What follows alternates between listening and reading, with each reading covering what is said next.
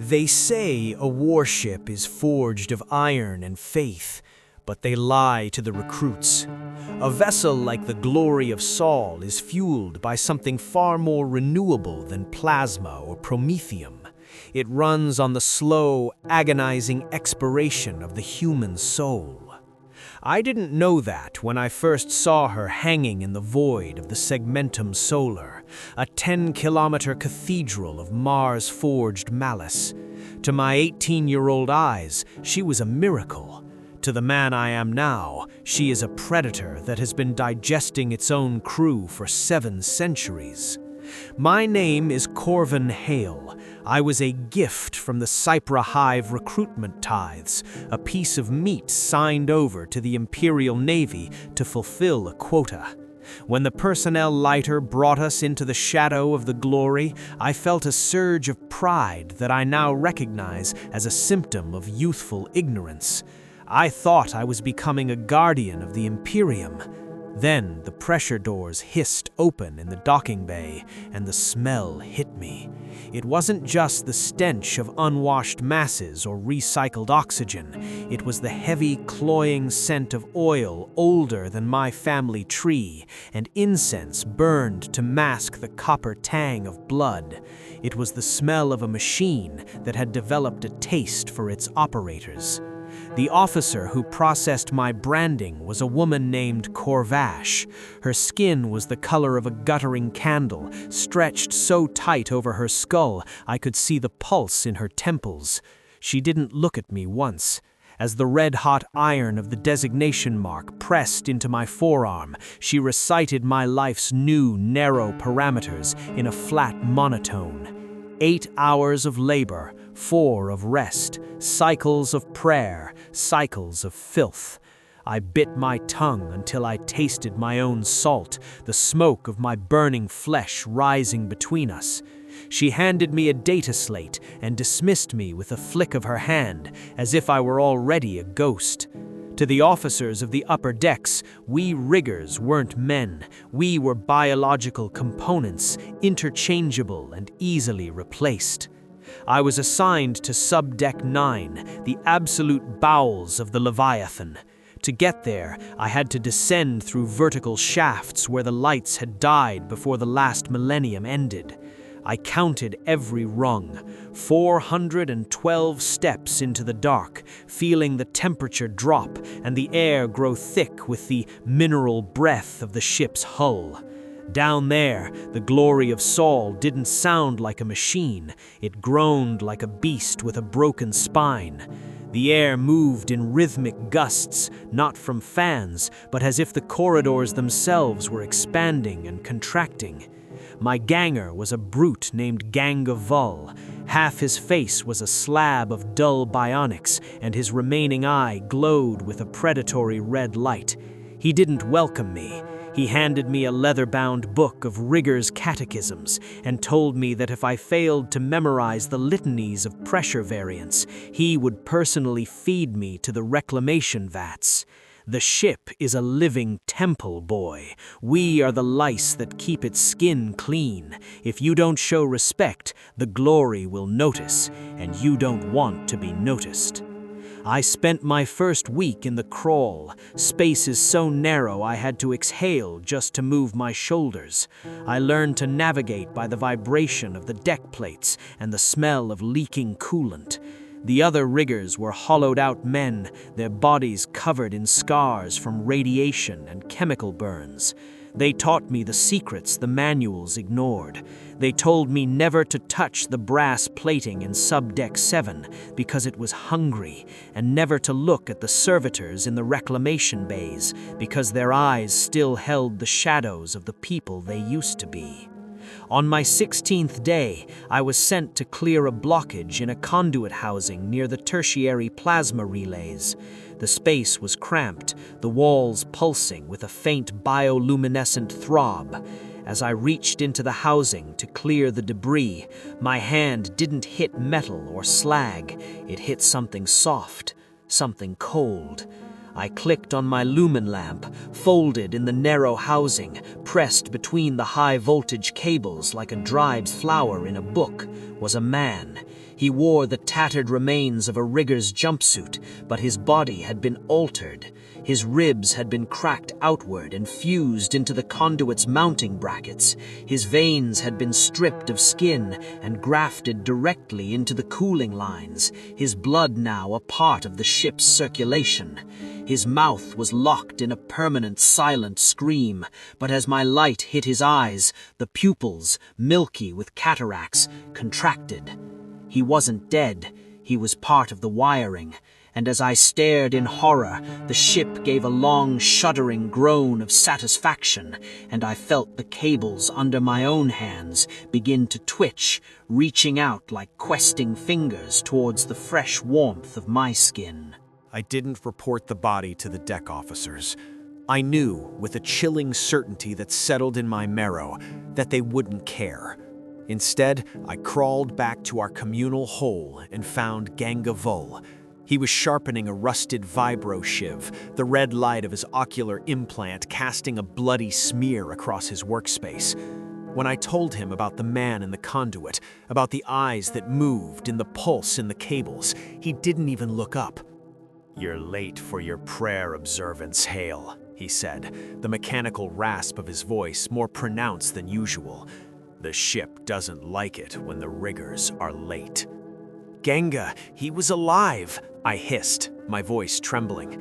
"He was part of the machinery. I saw his name tag. Hark, he was one of us."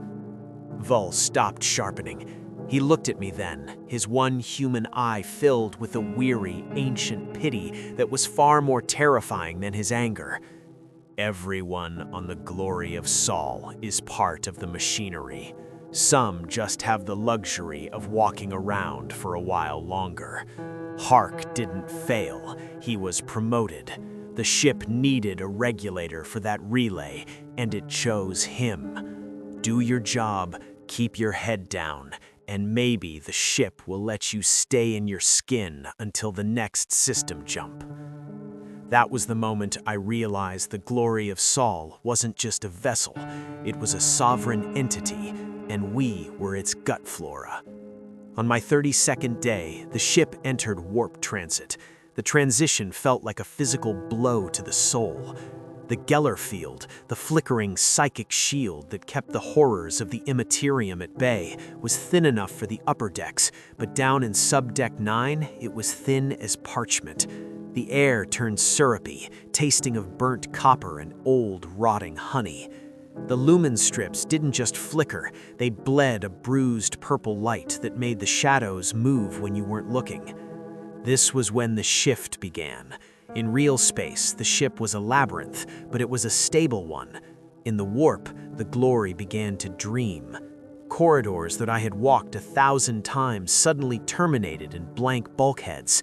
Ladders led to nowhere. I once opened a maintenance hatch expecting a tool locker and found myself staring into a void that screamed with 1,000 overlapping voices. I started keeping a journal, scratching notes into a piece of salvaged slate with a diamond-tipped scribe. I tried to map the dream. I noticed that the ship's reconfigurations weren't random. It was optimizing. It was moving the parts, the crew, closer to where it predicted they would be needed for consumption. I saw names on the roster that didn't exist in my memory, and I saw men I had shared rations with vanish between one shift and the next. Their bunks were never empty for long. The ship seemed to manufacture new riggers from its own depths, men with pale, translucent skin and eyes that never blinked. One night, while the warp storm outside hammered against the hull like the fists of a god, I was sent to the echo chambers in the aft section. The Vox system had malfunctioned, broadcasting a rhythmic, wet thumping instead of the usual litanies. Vul sent me alone. He didn't even look at me when he gave the order. He just pointed into the dark. I followed the sound. It grew louder, a deep, resonant thum-thum that vibrated in my teeth. I found myself in a section of the ship that shouldn't have existed. The walls here weren't iron or steel. They were covered in a layer of something that looked like petrified muscle, cold to the touch and veined with glowing blue conduits. In the center of this massive brass pillar, covered with thousands of tiny vibrating needles, the needles were etching words into the metal at a blurring speed. I moved closer, my lumen lamp shaking. The pillar wasn't just recording ship data, it was writing the names of everyone on board. I watched as a needle carved, Rigor Palos, integration complete. I remembered Palos, he had disappeared 3 days ago. Then another needle began to move, higher up on the pillar. My heart stopped. It began to etch a new name. Hail, Corvin, Adaptation, Stage 2. I backed away, the light of my lamp dancing frantically over the fleshy walls. That was when the breathing started. It wasn't coming from the vents, it was coming from the floor beneath my boots. The entire room exhaled, a warm, moist gust that smelled of my own sweat. I turned to run, but the corridor I had entered through was gone. In its place was a wall of smooth, featureless brass. I was trapped in the ship's throat. I hammered on the brass, screaming for Vol, for the Emperor, for anyone. Then, the Vox grill in the ceiling crackled to life. It didn't broadcast a litany, it broadcast my own voice from 5 minutes ago, screaming the exact same words I was screaming now. It was playing back my terror before I had finished feeling it. "Welcome home, Corvin," the Vox whispered. But it wasn't a mechanical voice, it was the voice of my mother, who had died in the hives of Cypra 10 years ago. The ship remembers everything you've ever forgotten. The floor beneath me began to soften, turning from metal to something like cooling wax. I started to sink. I didn't die in the throat of the ship. Not that day. As the floor turned to a viscous, metallic sludge and pulled at my shins, I felt a sharp, electric shock snap through my branding mark. The pain was so white, so blinding, that it short-circuited my panic. The ship wasn't eating me, it was calibrating me. With a sound like a wet lung collapsing, the wall behind me tore open. Not a door, but a jagged rift in the brass and muscle. I was expelled, vomited out onto the cold, hard deck plating of a corridor I vaguely recognized as Subdeck 8. I lay there for a long time, gasping for air that tasted of static and old copper. When I looked down at my hands, the grime of the grease was gone, replaced by a faint silver sheen under the skin of my fingernails. "You survived the first greeting," a voice rasped. It was Vol. He was standing over me, silhouetted against the bruised purple light of the warp flicker. He didn't offer a hand. "The ship has tasted your fear. It knows the frequency of your heart now. It makes the integration easier when the time comes." "I saw a pillar, Vol," I whispered, my throat raw. It was writing my name. It said Stage 2. Vol knelt, his bionic eye whirring as it focused on my face. "Stage 1 is the brand. Stage 2 is the recognition. You've stopped being a guest and started being a cell. Come, there's a leak in the ossuary. If the temperature rises, the memories will wake up. You don't want to be there when they start screaming." He led me deeper than I had ever gone. We bypassed the usual shafts, moving through veins, conduits where the walls were lined with pulsing, translucent tubes carrying a thick, milky fluid. We reached a bulkhead marked with purity seals so old they had turned into black, brittle crusts. Behind it lay Ossuary Prime. It was a cathedral of the damned. Thousands of alcoves stretched into a darkness no lamp could pierce. In each one sat a member of the crew. Some were riggers, some were high-ranking officers in tattered velvet, some were tech priests whose mechadendrites had been woven into the wall like ivy. They were all connected by umbilicals, thick black cables that entered their spines and mouths. The air was freezing, so cold my breath didn't just fog, it fell as tiny ice crystals. The ship must keep its memory cold, Vul whispered, his voice hushed with a rare, genuine terror. If they get warm, they remember they have souls, and a soul that realizes it's been turned into a circuit breaker. It makes the warp scream. We were there to repair a coolant line that had begun to weep a foul yellow oil. As I worked, my fingers numb and clumsy, I looked into the alcove nearest to me. The man inside was ancient. His skin had become one with the padding of his seat, his eyes long since replaced by flickering sensor lenses.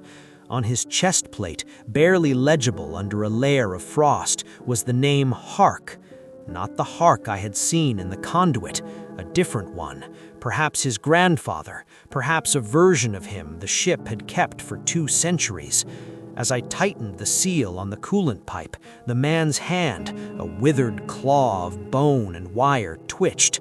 His fingers brushed my arm, and for a split second, I didn't see the ossuary. I saw a sun-drenched field. I felt the wind of a world I had never visited. I heard the laughter of a woman whose name I didn't know. Then a surge of cold, mechanical logic flooded my mind, drowning the memory in a sea of binary code and ship coordinates. The man's sensor eyes turned toward me. A low, wet sound escaped his throat. Not a word, but a plea. "Don't look at them," Vul hissed, pulling me back. "If you acknowledge them, you give the ship a bridge into your own mind. You're not ready for that much history." He pulled a crumpled scrap of parchment from his heavy coat and thrust it into my hand. "Take this, the Litany of Submission. Memorize it. Don't speak it unless the walls start to touch you. It's the only way to ensure that when you finally plug in, you do it with a clean break. The ship likes a willing sacrifice. It's less messy." I looked at the parchment. The ink seemed to be moving, the Gothic script writhing like worms. That night, as I lay in my bunk, I didn't hear the groaning of the ship. I heard the synchronized breathing of the 10,000 ghosts in the ossuary, and I realized that the tally marks scratched into the metal above my head weren't days, they were a countdown. The warp transit didn't end. It became a permanent state of being. Time, which had already been a fragile concept in the deep depths, shattered completely. My chronometer spun backward, then forward, then melted into a puddle of lead. I stopped counting days and started counting the screams I heard through the ventilation shafts. The glory of Sol was no longer dreaming. It was in a fever. The purple flicker of the Geller field failure became a constant oily radiance that coated every surface. The air grew so thick with the scent of ozone and rotting lilies that I had to breathe in shallow, timed gasps to keep from gagging. This was the deep warp, the place where the barrier between the ship's metal and the immaterium's madness became as thin as a soap bubble. The disappearances became an epidemic. It wasn't just the occasional rigger anymore. Entire work details were being swallowed. I watched Marek, a man who had survived 3 Black Crusades, walk toward a tool locker. As he reached for the handle, the bulkhead simply opened. Not like a door, but like a mouth. There were no teeth, only a series of vibrating copper filaments that surged out and wrapped around his throat. He didn't even have time to shout before he was pulled into the wall. The metal sealed shut behind him, smooth and seamless, as if he had never existed. 10 seconds later, the deck plates beneath my feet vibrated with a rhythmic, wet, crunching sound. The ship was chewing. Vento was next, then Shay. The roster was a graveyard of names struck out by a ship that had forgotten how to be a vessel and remembered only how to be a predator. I sought out Vol in the crew quarters, but the man I found wasn't the ganger who had branded me. He was sitting on his bunk, his human eye staring at nothing, his bionic eye spinning frantically in its socket. His skin had taken on a grey metallic sheen, and I could see the outlines of gears moving beneath the flesh of his neck. "The ship is waking up, Corvin," his voice now a perfect imitation of the ship's own grinding turbines. "It's gathering its strength, it's preparing for a translation back to real space, and it needs a massive surge of bioelectrical energy to bridge the gap. It's not just eating us anymore, it's harvesting us." "We have to leave, Vull," I said, grabbing his shoulder. His flesh felt cold like frozen lead. "The upper decks, the savior pods." Vull laughed, a hollow mechanical sound. "There are no upper decks, not for us. The ship has already reconfigured. We are in the stomach now. There is only the crawl, the labor, and the eventual integration. Listen." I went still. At first, there was only the usual thrum of the engines. Then, beneath it, I heard a chorus of voices coming from every vent, every pipe, every seam in the metal. Thousands of voices overlapping in a chaotic, rhythmic chant. And among them, I heard my own name. Corvin, Corvin, Corvin. "It's calling its components," Vull said. "Go, perform your shift. If you refuse, it will take you violently. If you go, you might last another hour." I fled. I spent the next cycle wandering through a version of Subdeck 9 that defied every law of geometry. Corridors stretched for miles, only to loop back on themselves in seconds. I saw the ghosts of the ship, men and women in ancient uniforms, flickering like dying lumens, performing duties on consoles that had been disconnected for centuries. They didn't see me, they were just echoes trapped in the ship's iron memory. I found myself in a maintenance tunnel that grew narrower with every step. I was following a phantom alarm, a siren that sounded like a weeping child. I realized too late that it was a trap. The walls began to contract, the ceiling lowered, the floor rose. It wasn't a mechanical failure. The ship was closing its fist around me. I was pinned. My ribs groaned under the pressure of the bulkheads. The smell of the ship's breath, that copper and ozone stench, was overwhelming. I felt the first of the needles, the silver filaments I had seen take Marek, prick the back of my neck. In that moment of absolute terror, I remembered the scrap of parchment Vull had given me. My hands were pinned to my sides, but I closed my eyes and reached into the dark corners of my mind where I had memorized the words. "I submit to the glory of Saul," I whispered, the words tasting like ash. "I submit to its will and its hunger. I offer my flesh as its armor, my blood as its oil, my soul as its spark. I am the fuel. I am the machine. I am the glory." The pressure stopped. The needles at my neck withdrew. The silence that followed was heavy, expectant. Then the ship exhaled. The walls didn't just move back, they softened, turning into a substance like warm, vibrating velvet. I felt a sense of horrific, invasive acceptance. I wasn't being crushed anymore. I was being welcomed. I crawled out of the tunnel and found myself back in our compartment. It was empty.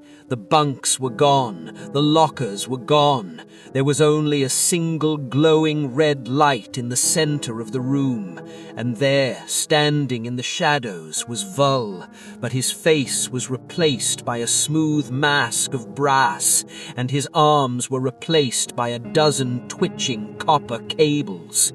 The transit is beginning, Corvin, the thing that used to be Vull said, its voice echoing from the walls themselves.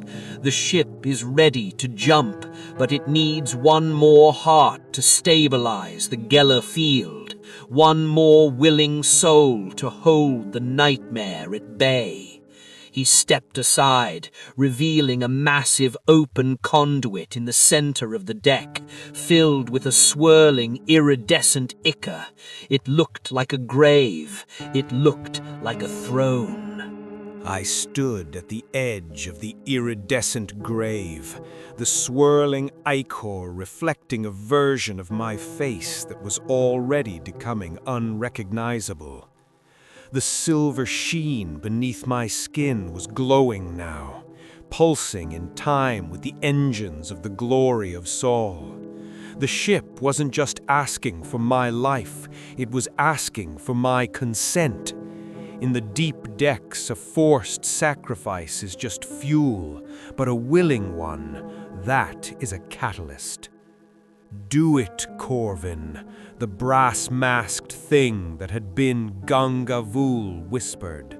The copper cables sprouting from his back swayed like the tentacles of a deep-sea predator. The warp is a storm, and the ship is a bird with broken wings. Be the bone that sets the wing. Be the will that finds the shore. I didn't jump. I stepped. The moment I submerged into the ichor, the world didn't go dark. It exploded into 1,000 lifetimes. I wasn't just Corvin Hale anymore. I was the rigger who had died in M38 during the siege of Vrax. I was the captain who had ordered the orbital bombardment of 1 billion heretics. I was the steel of the keel and the fire in the plasma core. I saw the glory of Saul not as a ship, but as a vast predatory tree, rooted in the souls of the dead, reaching its branches into the immaterium to catch the passing winds of madness. The pain was exquisite, a divine flaying of my ego. My memories were being harvested, sorted, and filed into the ossuary.